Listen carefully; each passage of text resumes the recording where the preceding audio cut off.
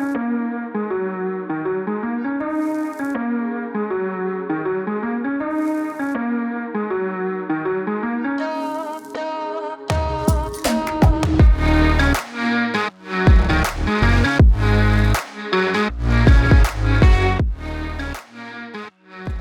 back to another episode of Buffalo Hat Mike. What's going on?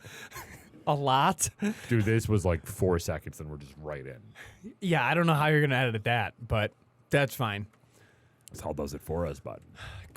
Yeah, but you still got to separate the episodes. Nah, it all just uploads.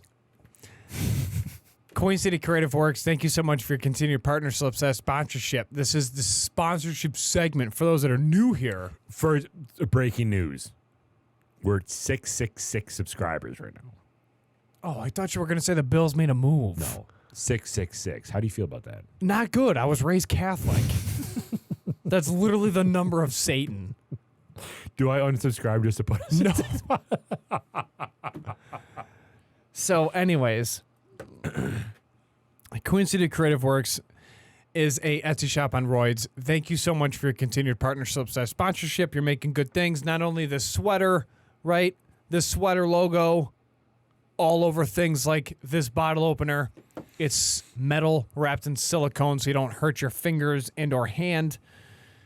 They also make coasters, water bottles, t-shirts, hats, coasters, name it. Okay, QueenCityCreativeWorks.com. Head on over to their homepage, select the Shop Now button, and they can ship anything right to your door. So feel free to support them, support us. We appreciate it. Honestly, what we should do soon, Queen City Creative Works just bought a new printer from China, and the printer is like 850, 900 pounds. So you and I are going to be contacted by Mr. Nick Herkey to help move this thing into his basement. What we should do... We don't have insurance high enough to do that.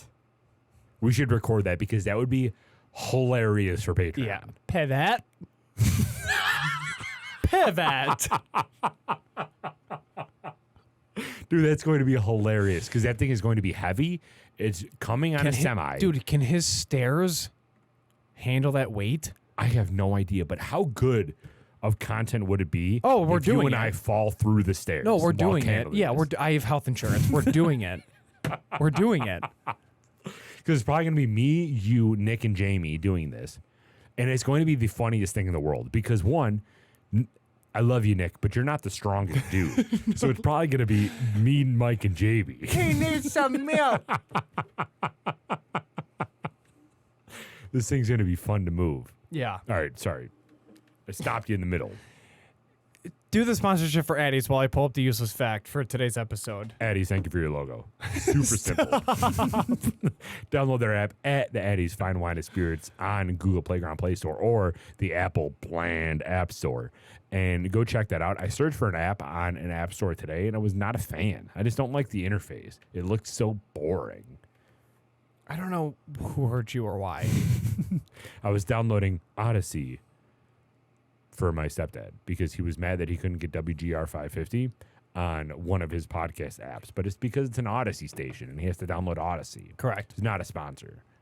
No. Actually, speaking of sponsors, we should probably talk about a non-sponsor quasi-app that we're on because that kind of just started. Ahead. You go ahead. No. You know way more about the specifics and the reach. Do I, though? You're talking about the news, right? Yeah. Yeah. So, all right, WNED. WNED is a local news station, and they were able to start their own, like, podcast platform per se because their new CEO is the old CEO of Spotify.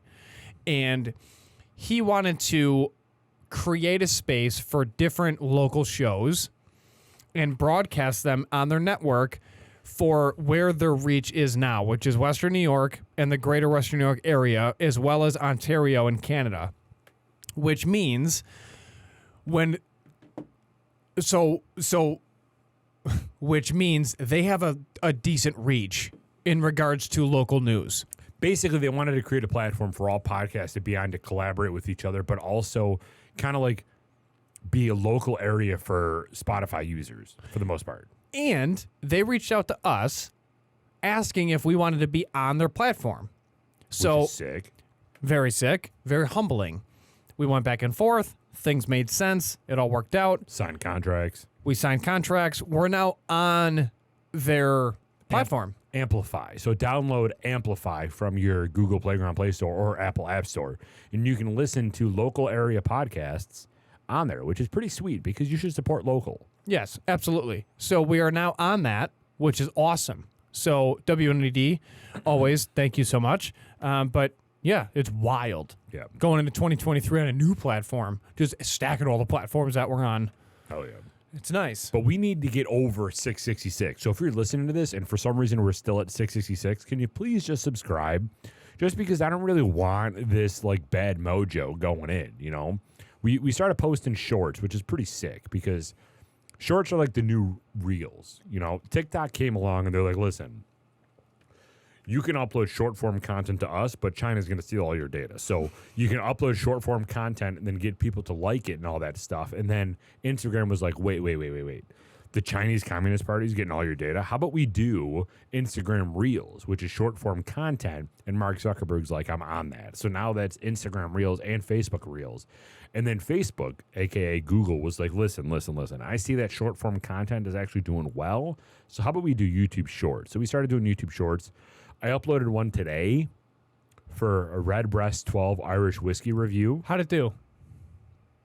I mean, we're currently at 421 views. Interesting. It went live today. 2.3 hours of watch time for a 1 minute episode. Wow. That's pretty sick. Yeah. Like I'm kind of shocked with how well they're doing because I wasn't expecting it to do that well. I didn't really have any, I don't know. Social media and internet algorithms confuse the hell out of me because not only do you have to upload things that people want to see, but you have to include tag phrases or taglines or catchphrases that people search in Google in order for you to pull up, which confuses me. I'm not that creative. I don't think that far ahead. So it's interesting to me that YouTube Shorts are doing significantly better than our TikToks do because I have no idea what I'm doing and I'm just doing the same thing on both platforms. Bottom line is we're at 666 subs, so please subscribe because this is literally killing me inside. I'm not a fan of 666. I never have been. It just gives me the easy queebies. The easy queebies. Yeah, the easy queebies. You know? So, all right, useless fact for today's episode, and then we'll get into the topic, which is, for some odd reason, a small audience wants to get rid of a nationally perceived favorite for Coach of the Year to be fired. Yep. Steve McQueen. Okay, Steve McQueen, Derek. He's a dapper man. He had a habit of demanding free items in bulk from studios when agreeing to do a film. These items would include electric razors, jeans, and other items. It was later discovered that he donated these things to the Boys Republic Reformatory School, where he had spent time during his teen years. So the guy was filming movies, or he was contacted to be an actor in a movie. And one of his requests of being there was that he needed some of these equipment that he was then sending to a place that needed it. Yeah. He would request specific items and get them in bulk. So, jeans, razors. Did they know that he was sending it to them? Or did No, it was discovered later. So they just thought that he was requesting like 100 They thought he jeans? was super weird. And then he's like, no, it's actually going to... It was later discovered, because he never said anything about it, that it was actually being sent to a reformatory school, like a Father Baker's school, which was the same school that he spent time at when he was a teen. He gave back. What did they think he was doing? Being weird. So they thought that he was just asking for 100 pairs of jeans just randomly? Yeah. Yeah. Isn't that fascinating? Yeah. It's nice. When you're an actor, obviously you know this because you are a famous actor, but when you're an actor, I don't know, I'm just asking you to hypothesize with me. Okay. Are you given quality, like, when you're wearing clothing for an acting scene, do you think it's the same quality that you get at like Spirit Halloween, or do you think it's like actual name brand. I think it depends on the budget for the film. Because when I was in theater, it was very cheap, Derek. How was that? Oh. The cider fell over. Oh, It spooked Sam for a it did, second. yeah. The studio pup. It's the second episode. We got to tell everybody we got our studio pup here. You might see him in a camera shot. We'll see. Maybe. He so the theater studio clothing is horrendous. So not ideal. Not ideal at all. But once you bump up, you know, I'm sure the clothing for the office wasn't cheap. I'm sure it was decently comfortable and fitted for you. There's makeup artists that do all that. Yeah. So speaking of which, speaking of theater clothing, before we get into the topic about McDermott, because I'm kind of holding off on talking about anything Bills related because it inherently makes me sad inside. So it'll probably be like the last 5 minutes of today's episode. But there's a new series out there called The Last of Us. Have you heard of it? Yeah, isn't it basically similar to The Office? No, The Last of Us is so a video game was created in 2013 around surviving basically a zombie apocalypse. And it was Hold on, this is like oddly familiar. Where did I just see this? it's all over the place right now. Okay. I think it was rated the highest IMDb has ever rated a show in the first 2 releases of an episode in history of IMDb. So it's very well acclaimed right now. But it's basically a zombie apocalypse happens based off of a fungus virus that happens in the world. And this was a video game back in 2013. And it did so well that they decided to make a movie out of it. You're seeing that a lot now with like The Witcher and Cyberpunk and The Last of Us. Like they're making a lot of movies based off of video games now because video games are basically movies. Correct. Which is something that I've always talked about because I like playing video games. I like them a lot. And people always ask me why because I'm 30 years old. But you can basically control a movie character in your own world. And to me, that's fascinating. But anyway, it came out in 2013. They just started making this television show right now. And it's been amazingly like received throughout all the movie critics. And it's on HBO. Do you have HBO? HBO Max. Yeah, so it's on there. So check it out. We're in the top 1% to reference last week's episode. But it's very good. So I would watch it. They release 1 episode every week. I think it's on Tuesdays. And they're only at 2 episodes right now. So it's easy to catch up. Do you like zombie shows? I mean, Shaun of the Dead was hilarious. Throwback. The Walking Dead was cool for the first like 2 seasons, and then it was just ruined. So you'll like this then, because this isn't as bad as The Walking Dead was great, like you said, for the first couple seasons. And then you're just like, why am I still watching this? Because there's no way you're surviving this the entire time. Right. But this obviously just starting off, it makes more sense. So I would check it out. Okay. We're currently entrenched in Game of Thrones. Oh, yeah, that's I've right. never seen it. So we're in season 5 of 8. There was Gina saying, was this one? That she was saying one of the actresses is the same as Game of Thrones, I think. Oh, probably. They're in like everything. Correct. Which HBO. Yeah. So, okay. Bills lost, still salty about it. And ever since then, the main talking point of us losing has been Coaching. all the players have been, I'm exhausted. I'm mentally fried. So much stuff has happened in Buffalo this past year. It would have been a great story if we won the Super Bowl, but I'm just mentally fried. My mind's not in the game right now. I'm worried about my friend that almost died 3 weeks ago. I'm worried about X, Y, and Z. And people are saying that understandable, but shouldn't it be the coach's job to reel them back in? And some people, not rightfully so, but are drawing the conclusion that it's McDermott's fault and that McDermott should at least be held responsible a little bit for not getting his players on the side of the fence that says this is a game we need to continue playing because the Super Bowl's in sight. What are your thoughts on that? I think it's absurd. I think it's an impossible task. Honestly, I think it's an impossible task to. I mean, you can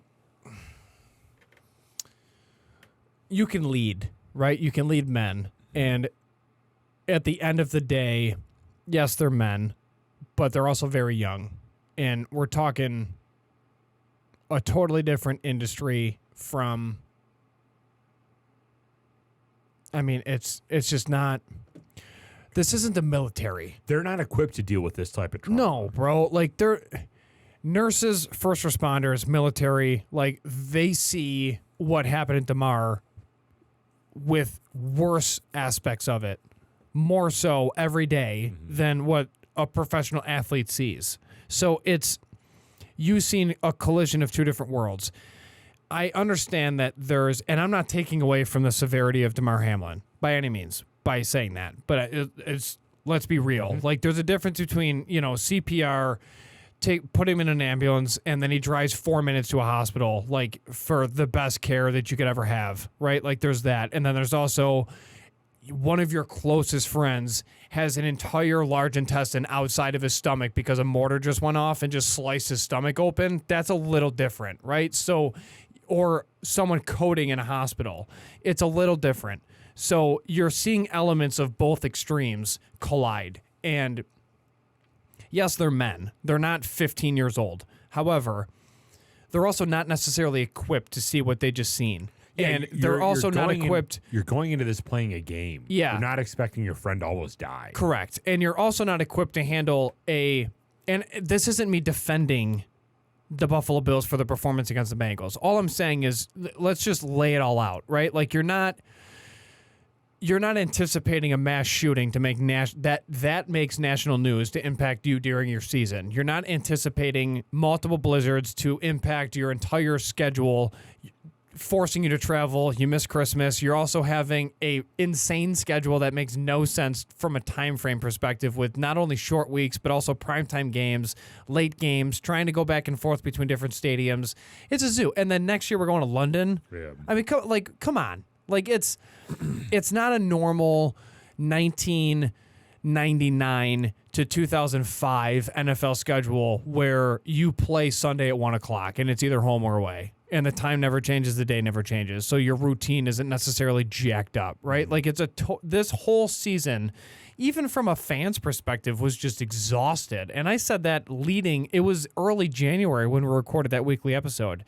And I said, I'm smoked. I'm exhausted watching this team. For you to put the Bills' loss on McDermott,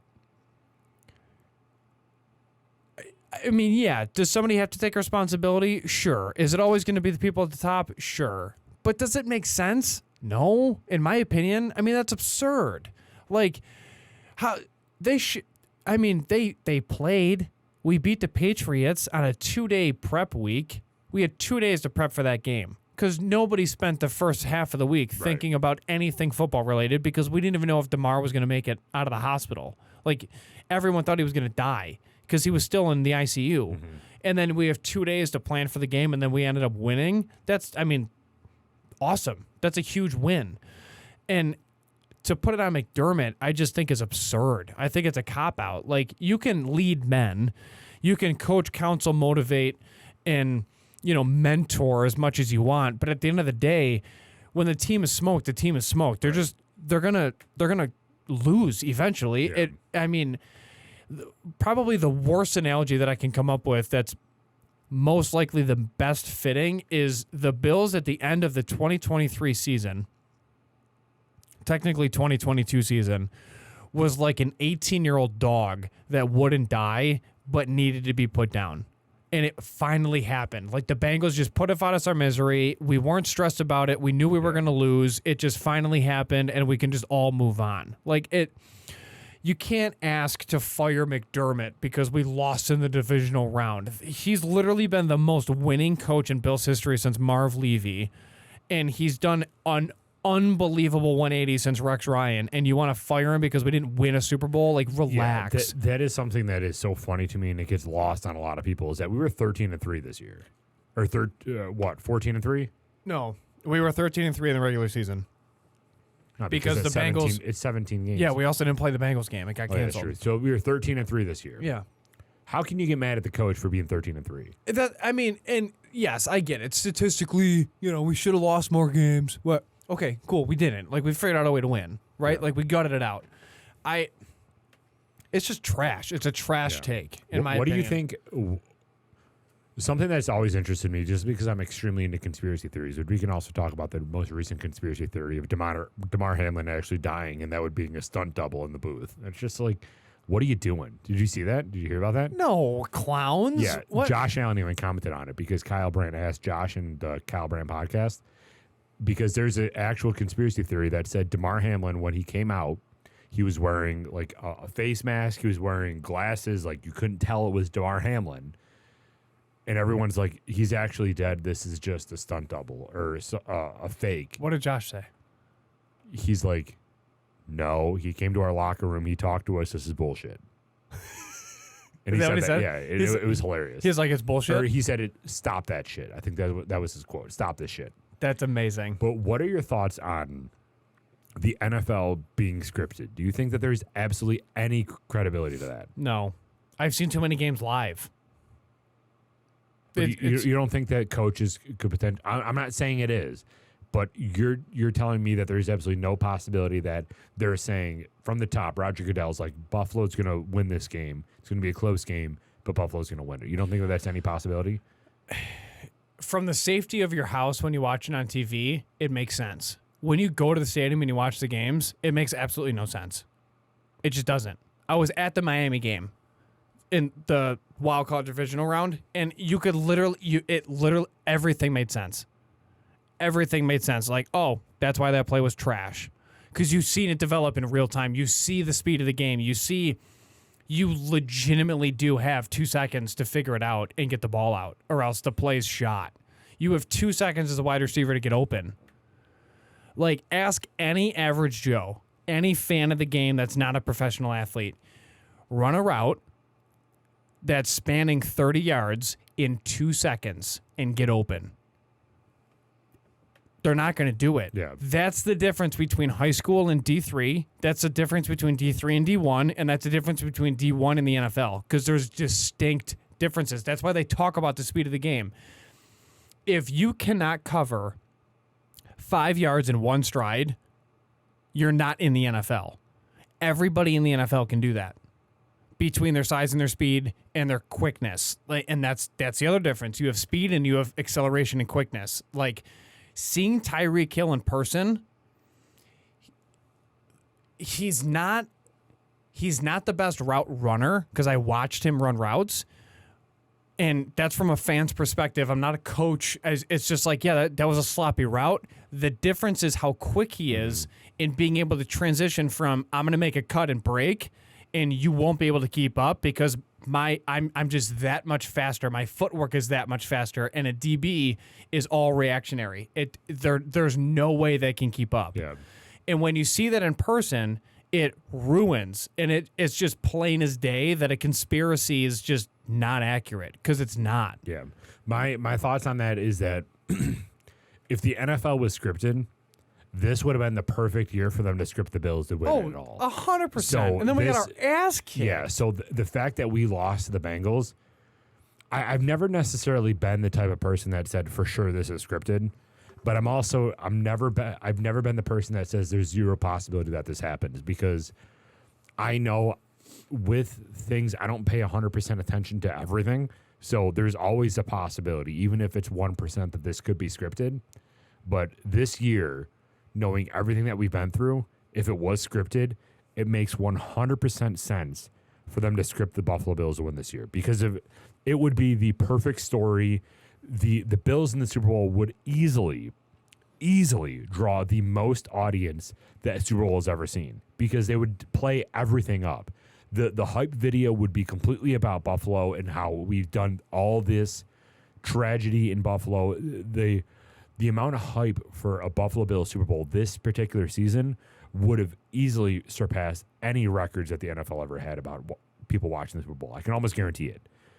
And the fact that didn't happen makes me believe that there's zero possibility that the NFL is scripted, just based off of that. Yeah, I agree with you. It just doesn't add up. It really doesn't stack up. I don't know. Not into it. But going back to the original point, it makes zero sense for anybody to call for McDermott's head. It makes more sense for people to call for Dorsey or Frazier's head. Yeah. Because of the poor performance and the lack of diversity this entire year. But, I mean, You got a brand new offensive coordinator. What are you expecting out of a first-year offensive coordinator that was once a quarterback's coach? You're going to expect him to rely heavily on the pass because he was a quarterback's coach. That makes sense. Dorsey Frazier's a different story, but if you still think about it, we're still number 2 defense the entire year for points allowed. So how can you really be on his head the entire year? It's just that there's a lot of questions, but I don't know if anyone has the answer to them this year. No, we just got outplayed. We just got outplayed by we were an exhausted team playing a team that's just in a better spot. They're dealing with a lot of rookie contracts. We're not. And they have a lot of good weapons that, we can't match. Mm-hmm. Because they got T. Higgins is on a rookie contract. I was watching him literally destroy every corner since he was a freshman in college at Clemson. Like, he's a savage. He always has been. Tyler Boyd's been around forever. He can always get open. Jamar Chase is just a freak. And then they bring in Burrows, who I also could never stand at LSU. And he's doing the same thing he's doing now that he was in LSU. He's a stud, though. He really is. I watched him a lot this year. I know, he's just annoying. But I like him, though. Like, it's hard for me to hate him. He's cocky, or he's confident, but he's not cocky. Like, To a I degree, think, until you see his ridiculous outfits. True. But I think of him and Mahomes completely different. I can't stand Mahomes. You're not going to meet anybody in Buffalo that likes Mahomes. You're just not. But I like Burrow. Like, I hope they go all the way. Actually, so that being said, who are you rooting for the Super Bowl? Who are you hoping wins? I kind of want the Niners to win. I'm in the same exact boat. The Brock Purdy story makes me so happy. Oh, I don't give a shit about him. I just want that team to win. It's been eons. The Eagles recently just won, right? Like 2017, 2018. They're okay. Like Philly had their time. You know what I mean? Yeah. Like San Fran hasn't won in forever. I just kind of want them to win. Do I think it's going to happen? Probably not. Not after the last showing, but I could realistically see it happen. Oh, I can too. I just, it's going to be tough. But yeah, I mean, the Giants are going to get crushed. But the Giants are already out of it. So yeah, that's what I mean. Like there's no continued hope. And now they're trying to figure out Saquon's deal where it's like 12 to 15 mil range. I don't know. To me, you talk about the Super Bowl and the phrase is defense wins championships. No one's defense is as good as San Francisco's. San Francisco's is like the number 1 defense in all categories. Yeah. So I realistically think that if Burrow or if Purdy has a game manager day, which is what basically he's been drafted for, he's not going to blow your socks off by throwing 4 touchdown passes. He's a reliably consistent rookie quarterback that's going to get better with time. And if he can do that throughout the playoffs, I honestly think that they have a better chance than Philly does because Philly is a big play team.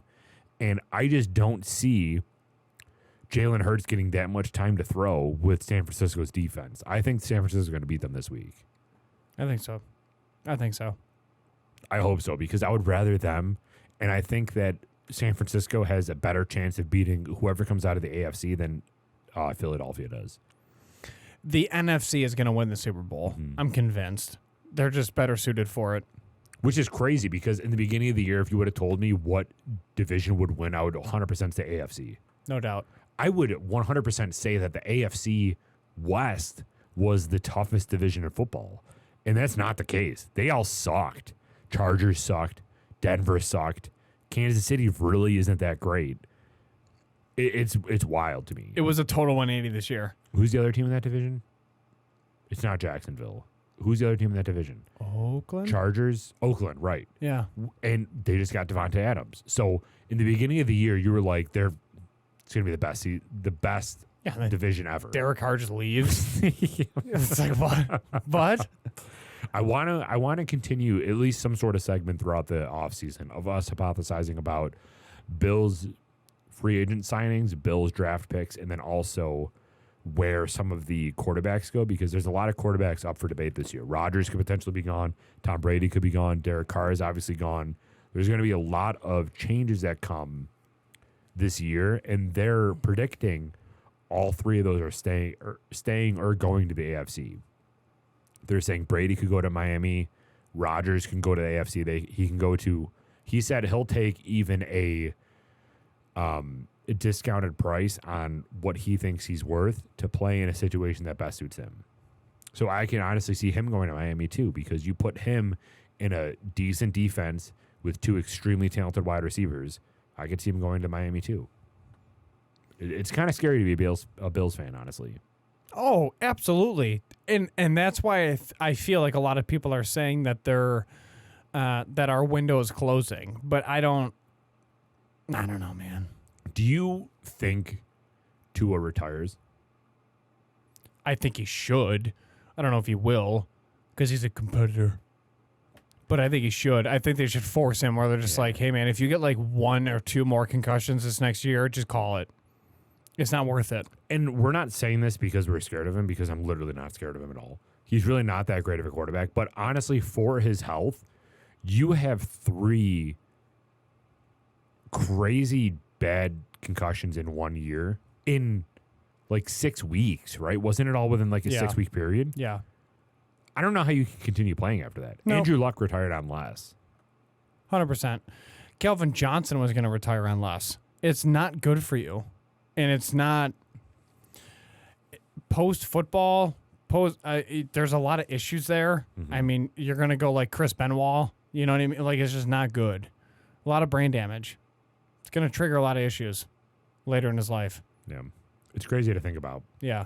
And we're just trying to make sure that our Super Bowl windows open next year, which, if you think about it, it should be.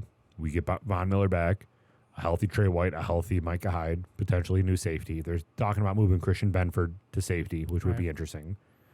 I wonder why they're making that decision. Cap?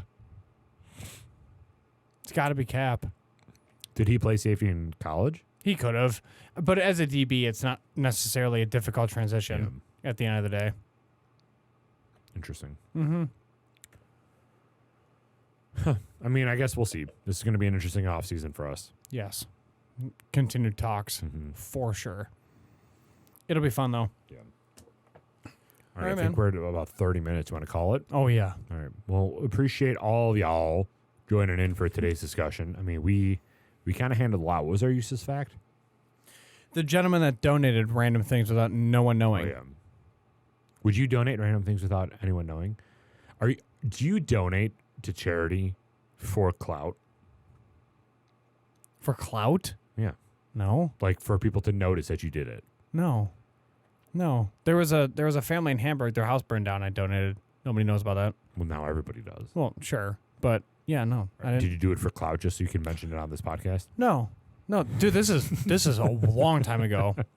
There's been a lot of. Did you donate to DeMars? Absolutely not. No. No. Oh, I did. Okay, good for you. $4,000. No, you did not donate 4,000. Yeah, 7 months salary. I did not. I think I did like $3. Oh, okay. Yeah.